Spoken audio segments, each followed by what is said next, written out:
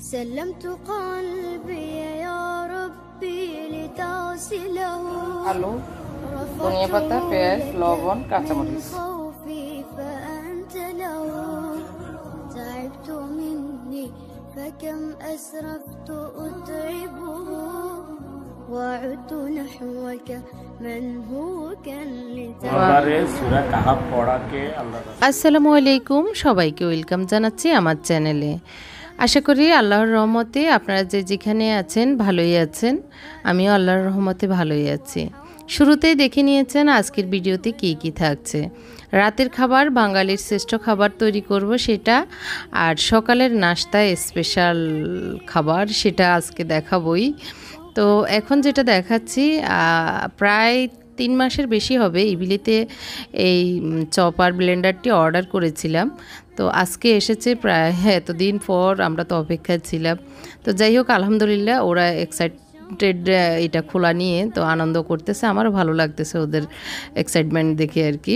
তো অনেক ভালো, মানে যদিও দেরিতে এসেছে, এটা একটা ব্যাড কিন্তু জিনিসটা দেখে ভালোই লেগেছে। আমি যেরকম চেয়েছি ঠিক সেরকম, আর কালারটাও খুব পছন্দ হয়েছে। আনকমন একটি কালার, সবুজ টাইপের, মানে ফেস্ট সবুজ টাইপের নাকি যেন এই কালারটা, ভালোই। আর কোয়ালিটিটাও দেখতে মজবুত, অনেক ভালো। 3টা জিনিস, একটা হচ্ছে চপার, এই যে বড় জগটাতে চপার, চপ করার ফ্রুট প্রসেসর আর কি যেটা। তারপরে হচ্ছে মগ একটা বড় লম্বা, সেটাতে হচ্ছে ব্লেন্ড করার আদা রসুন পেস্ট, জুস করা সব আর কি, ব্লেন্ডের সব কিছু। আর ছোট্ট একটা আছে সেটাতে পাউডার করার। তো ছোটো ওইটার মেশিন দিয়ে লম্বা জগটাতেও দেওয়া যাবে, আবার ছোটো বাটিটা দিয়ে এই জুসার দিয়েও আদা রসুন করা যাবে, মানে কয়েকটা অপশানে আছে। তো আমার খুব ভালো লেগেছে এটা, মানে আমি এরকম ইউজ করিনি। তো অনেকগুলোই জীবনে ব্লেন্ডার ইউজ করেছি, বাট এরকম একটু আনকমনই মনে হয়েছে আলহামদুলিল্লাহ। তো ওরা আসলে সাথে সাথেই একটু আমের জুস করে নিয়েছে, ওদের মানে পরীক্ষা করা আর কি। তো এদিক দিয়ে আমি একটু হালকা কুসুম গরম পানিতে একটু সুরি শুটকি ছিল ডিপ ফ্রিজে, সেটা ভিজিয়ে দিয়েছি 15-20 মিনিটের জন্য।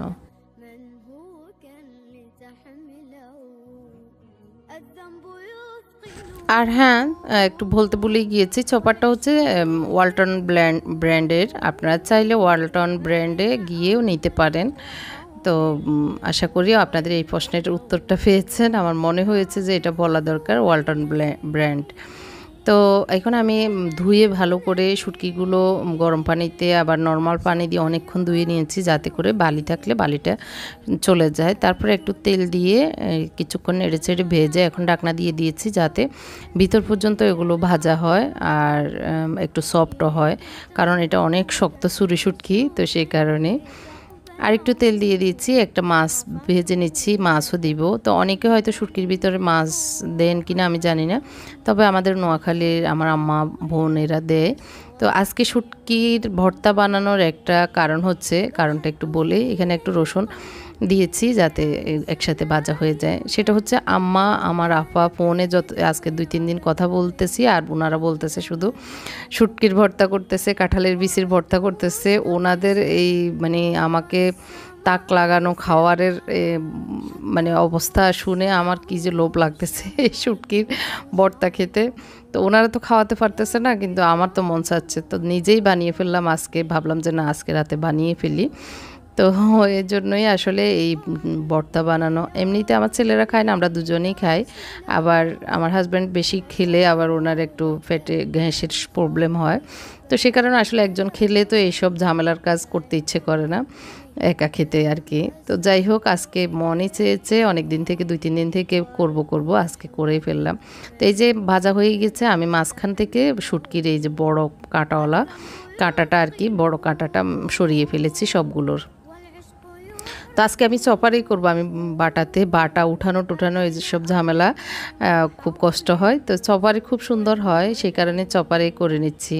তো প্রথমে আমি শুটকি, পেঁয়াজ, রসুন এগুলো করে নিয়েছি, একবার চপ করে নিয়েছি। তারপরে পেঁয়াজ আর ধনিয়া পাতা দিয়ে দিয়েছি। তো দিতে গিয়ে আমার একটা মিস্টেক মনে হয়েছে, আমি কাঁচামরিচ ভাজতে ভুলেই গিয়েছি।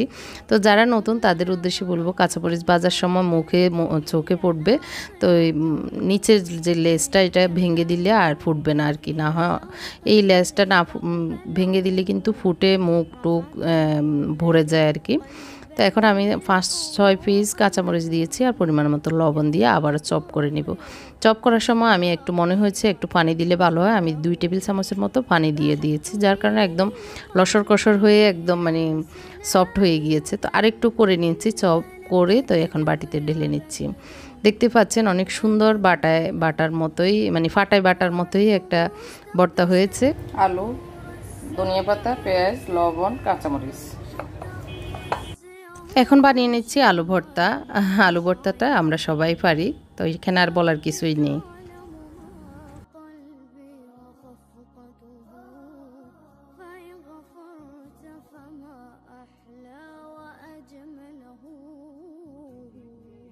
সরিষার তেল দিয়ে ভালো করে মেখে এখন বাটিতে ঢেলে নেব।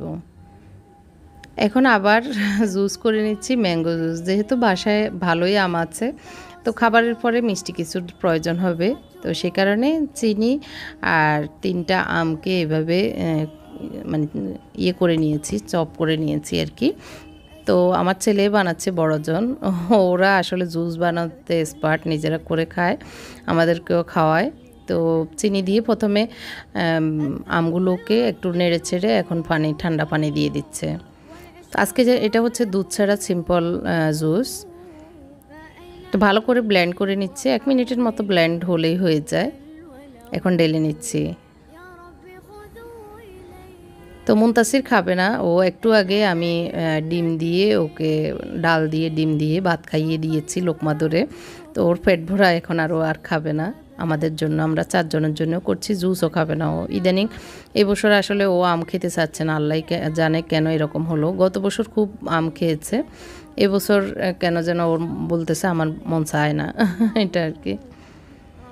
তো এই তো দুপুরে একটু সবজি, ডাল আর ভাত, গরম ভাত এখনই রান্না করেছি, 2 রকমের ভর্তা। আজকে রাতের বাঙালির শ্রেষ্ঠ খাবার বলবো, এই খাবারটা অনেক দিন খাওয়া হয়নি, আজকে খাবো 2টা ভর্তা দিয়ে। তো আমরা তো খুব এক্সাইটেড এই খাবারটা খাওয়ার জন্য। সাথে আছে ম্যাঙ্গো জুস, খুব মজার এই ম্যাঙ্গো জুসটিও। কিনে খেতে গেলে ম্যাঙ্গো জুসটি এটা মনে হয় 180 টাকা না 200 টাকা, আমার ঠিক ধারণা নেই, কিন্তু অনেক দাম। আর বাসায় করলে খুব সহজ আর খুব ফ্রেশ।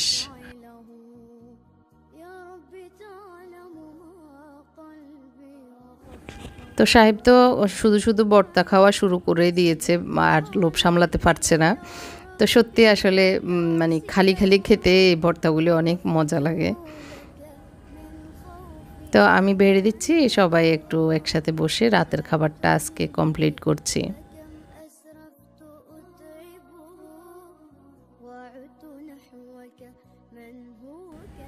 তো এখন জুসটা আসলে সামনে দেওয়া হয়নি, সামনে দিয়ে দিচ্ছি ইয়ে দিয়ে, স্ট্র দিয়ে।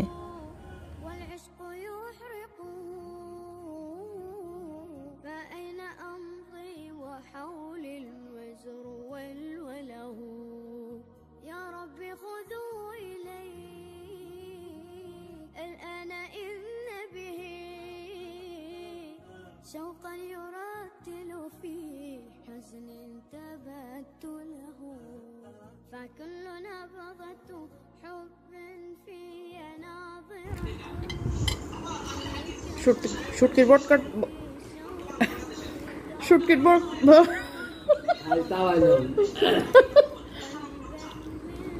শুটকির ভর্তাটা অনেক মজাই হয়েছে, খুব টেস্ট।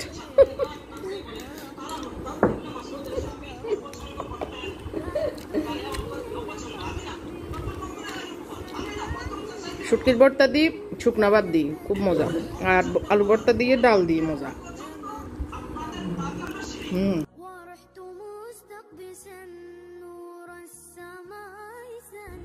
এখন হচ্ছে সকালবেলা মেঘলা আকাশ, একটু পরোটার আটা বানিয়ে রেখে এসেছি বারান্দায়। এই যে পরোটার আটাটা করে ডোটা আর কি করে ঢাকনা দিয়ে রেখেছি, খুব সফট করে নিয়েছি। আরেকদিন ইনশাল্লাহ দেখাবো। অনেকেই বলেছেন আবার পরোটার ডোটা কীভাবে করি দেখাতে, তো এটা তো অনেকবার দেখিয়েছি, এই কারণে আর দেখানো হয় না। আর এদিক দিয়ে আলু সিদ্ধ করে রেখেছি 5টি বড় বড় সাইজের। তো আলুর ওগুলোকে ছিলে নিচ্ছি, এখন ছিলে এগুলোকে ভালো করে চপ করে নিব আর কি। তো আমার এরকম একটা গুটনি আছে, এটা দিয়ে আমি চপ করি আর কি। তো একটি পাতিল বসিয়ে দিয়েছি, একটু বেশি করে তেল দিয়ে দিচ্ছি আলুগুলো ভাজার জন্য। আধা কাপের মতো দিয়েছি, দিয়ে দিচ্ছি পেঁয়াজ।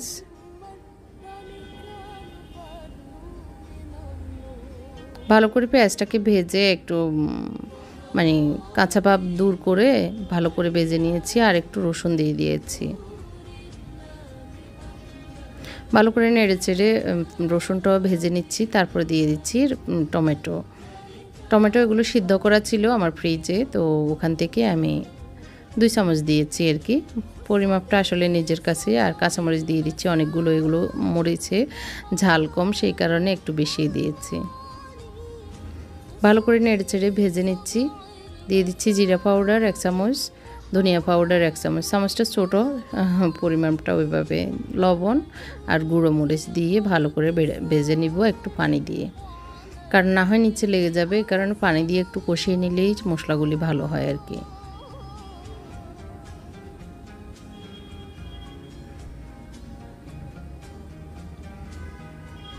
এখন ভালো করে ভেজে নেওয়ার পরে আলু সেদ্ধটা আমি দিয়ে ভালো করে মিক্স করে নিব। আর এই মিক্সের সময় একটু ভালো করে মিক্স করতে হবে, না হয় মানে একদিকে লাগবে আর একদিকে লাগবে না, এরকম হয়ে যাবে। তো মিক্সারটা ভালো করে মিক্স করতে হবে, আর আগুনটা কমিয়ে দিতে হবে, না হয় নিচে লেগে যাবে। তো লবণ চেক করে নিয়েছি, একটু লবণ কম হয়েছে সে কারণে আর একটু লবণ দিয়েছি। এখানে একটু চিলি ফ্লেক্স দিয়ে দিচ্ছি, একটু সরিষার তেল দিয়েছি, এটা একদমই অপশনাল। সরিষার তেলটা আমি একটু ঘ্রাণের জন্য দিয়েছি, আর একটু ঘি দিয়ে দিচ্ছি, এটা অপশনাল। তো একটু দিয়ে দিচ্ছি ধনিয়া পাতা। সব কিছু আবারও মিক্স করে একটু সুন্দর একটি ভর্তা তৈরি করে নিচ্ছি, বা আলু ভাজা, যাই হোক, আলু ভর্তা, আলু ভাজা যেটাই হোক, এটা করে নিয়েছি। এখন চুলাটা বন্ধ করে দিব, আর ভাজবো না। চুলা বন্ধ করে আমি একটা বাটিতে ঢেলে নিচ্ছি। এখন আমি যে ডোটা করে রেখেছি সেখান থেকে একটু বড় করে নিচ্ছি। তো এটা আসলে ইজিলি অনেক সহজ, যারা করেন তো তাদের অনেক সহজই হয়। তো আমি একটু ভালো করে মুথে একটা ডো তৈরি করছি, আর ছোট্ট একটা রুটি বেলে নিচ্ছি।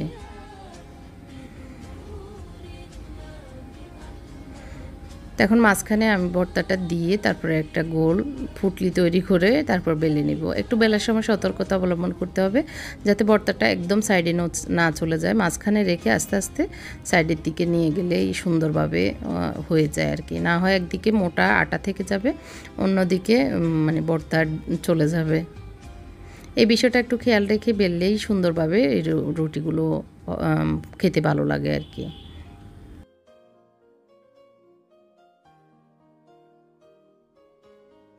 যারা নতুন বা আমার রান্না ফলো করেন তাদের জন্য আমি পুরো প্রসেসটা ভালো করে দেখিয়ে দিচ্ছি।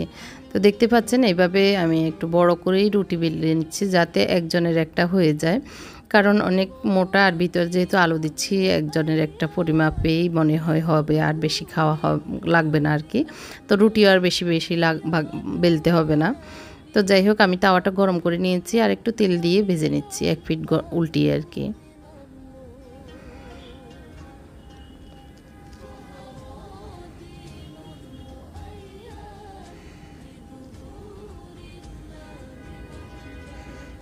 তো একটু সময় নিয়ে এই রুটিগুলো মানে চেকলে ভালো হয়, কারণ একটু মোটা তো, যার কারণে বেশি তাড়াহুড়ো করে আগুন বেশি করে দিয়ে ছেঁকে নিলে কিন্তু ভালোভাবে হবে না ভিতরে।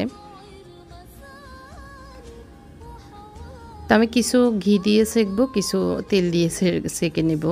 তো সবগুলো এইভাবে এই প্রসেসে আমি বেলে নিয়েছি। এখন আমি নিজেই খেয়ে নিব, কারণ কেউ এখনও উঠেনি, আর একটু পরে উঠবে। তো আমার কাজ আছে, খিদেও লেগেছে।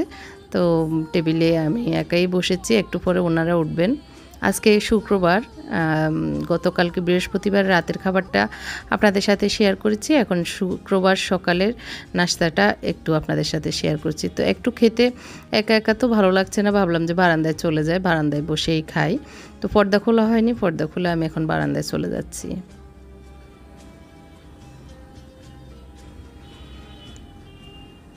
তো মুনতাসির আরও আগে উঠেছে, তো ও এসে আমাকে কি যেন বলতেছে, ওর কথা শুনছি আর আমি আমার নাস্তা করছি। ও খাবে না এখন, আরও পরে খাবে। তো গাছপালার মাঝখানে বসে, বাগানে বসে খাবারের স্বাদটাই মনে হয় যে দ্বিগুণ বেড়ে যায়। অনেক ভালো লাগে, অনেক ভালো লাগে। তো খুব এনজয় করছি আমার বারান্দাটা আসলেই। তো বাকি খাবারটা খেয়ে নিয়েছি, খেয়ে এখন চলে যাব ঘরেই। তো মেঘলা আকাশ, বৃষ্টি আসবে, কাপড়গুলো নিয়ে যাব, কাপড় শুকিয়ে গিয়েছে।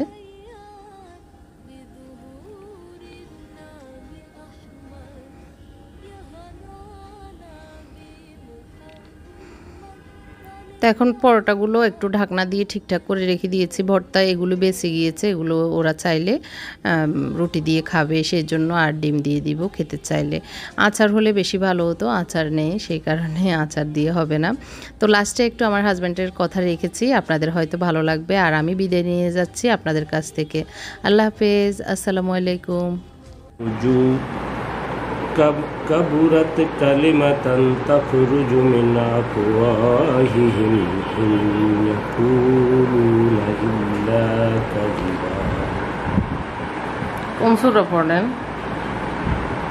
সূরা কাহাফ। আজকে তো প্রত্যেক শুক্রবার। জুমাবারে সূরা কাহাফ পড়াকে আল্লাহ রাসূল খুবই মর্যাদাবান এবং খুব ফজিলতের আমল বলেছেন। এবং সূরা কাহাফ পড়ার মধ্য দিয়ে অনেক অনেক ফজিলত, অনেক অনেক ফজিলত, এটা ফজিলত বর্ণনা করে শেষ করা যাবে না। এই জন্য এবং যাদের জন্য সূরাটা কিন্তু বড়, 110 আয়াত, একটু কঠিনও পড়তে, তেলাওয়াত এবং এটা একটু তেলাওয়াতে কঠিন। এই জন্য আবার আল্লাহ রাসূল এটাও বলেছেন, ন্যূনতম কেউ যদি পুরোটা নাও পড়ে, অন্তত প্রথম 10 আয়াত, শেষের 10 আয়াত পড়ার মধ্য দিয়েও বিশাল ফজিলত পাওয়া যায়।